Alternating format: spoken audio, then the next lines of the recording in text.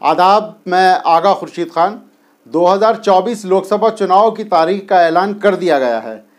एक एक सीट को लेकर रणनीति बनाई जा रही है। इस बीच बीजेपी अपने मिशन 370 को लेकर देश भर में कई राजनीतिक दलों के नेताओं को अपने पाले में करने में लगी है। इसी कड़ी में झारखंड मुक्ति मोर्चा को बड़ा झटका लगा है। पार्टी महासचिव और हेमंत सोरेन की भाभी सीता सोरेन ने बीजेपी का दामन थाम लिया है। सीता सोरेन ने जेएमएम छोड़ने का असर इंडिया गठबंधन के लोकसभा चुनाव पर पड़ने की पूरी संभावना जताई जा रही है। इंडिया गठबंधन को पिछले एक महीने में यह दूसरा झटका है। इससे पहले कांग्रेस सांसद और पूर्व सीएम मधु कोड़ा की पत्नी गीता कोड़ा बीजेपी में शामिल हो गई थी। जेएमएम के एक अन्य विधायक लॉबिन हेम्ब्रम भी लंबे समय से पार्टी से नाराज चल रहे हैं। झारखंड मुक्ति मोर्चा पार्टी में स्थापना के बाद से कई बार टूट हुई है, लेकिन शिबू सोरेन के परिवार में ये पहली टूट है। सीता सोरेन दुमका जिले के जामा विधानसभा सीट से लगातार तीसरी बार विधायक बनकर आई थी। इससे पहले उनके दिवंगत पति दुर्गा सोरेन कई बार इस सीट से विधायक बने थे। दुर्गा सोरेन से पहले इस सीट पर साल 1985 में शिबू सोरेन भी एक बार विधायक बने थे। झारखंड की 14 सीटों में से पिछले चुनाव में एनडीए को 12 सीटों पर जीत मिली थी। एक सीट जेएमएम और एक सीट कांग्रेस के खाते में गई थी। इस चुनाव में बीजेपी ने सभी 14 सीटों पर जीत का लक्ष्य रखा है। सीता सोरेन के पार्टी छोड़ने को झारखंड की सियासत में एक बड़े झटके के तौर पर देखा जा रहा है। 2019 के लोकसभा चुनाव में करारी हार के बाद जेएमएम ने 2020 के लोकसभा चुनाव में शानदार वापसी की थी। हालांकि पिछले कुछ समय से जेएमएम की मुश्किलें बढ़ती जा रही हैं। पहले केंद्रीय जांच एजेंसियों के द्वारा हेमंत सोरेन को गिरफ्तार कर लिया गया, जिसके बाद अब सोरेन परिवार में बगावत की शुरुआत हो गई है। झारखंड में इंडिया गठबंधन में अब तक आधिकारिक तौर पर सीट बंटवारे पर भी बात फाइनल नहीं हुई है।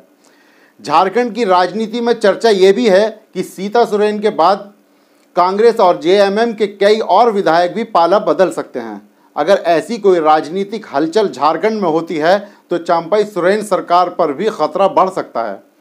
हेमंत सोरेन के जेल जाने और शिबू सोरेन के उम्र बढ़ने के कारण जेएमएम के पास किसी एक सर्वमान्य नेता की कमी देखी जा रही है।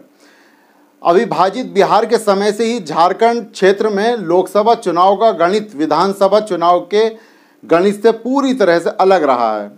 साल 2004 के चुनाव को अगर छोड़ दिया जाए तो बीजेपी को हमेशा से इस क्षेत्र में आधे से अधिक सीटों पर सफलता मिलती रही है।